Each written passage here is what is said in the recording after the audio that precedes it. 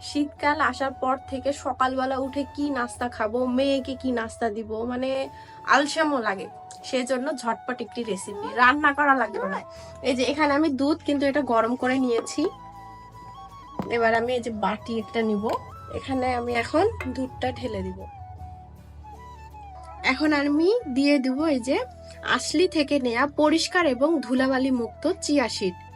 কারণ চিয়া সিডে রয়েছে দুধের থেকেও বেশি 5 গুণ পুষ্টি উপাদান এবং এটি কোষ্ঠকাঠিন্য দূর করতে অনেক বেশি সাহায্য করে। তো এখান থেকে আমি এই যে 1 চামচ চিয়া সিড এটার মধ্যে দিয়ে দিব। এবার খুব ভালো করে মিশিয়ে নিব। এই খাবারটাই কিন্তু সকালবেলা আমাদের মামের হয়ে যায়, আর রান্না করার ঝামেলা থাকে না বা গরম করারও প্রয়োজন হয় না। বাজারে বা বিভিন্ন জায়গা থেকে চিয়া সিড নিলে দেখা যায় যে ধুলাবালি থাকে এবং অনেক যে ডালপালা চিয়া সিডার এগুলো থাকার কারণে খেতে অস্বস্তি লাগে, কিন্তু আশলি থেকে নেয়া এই চিয়া সিড একদম পরিষ্কার এবং ধুলাবালি মুক্ত।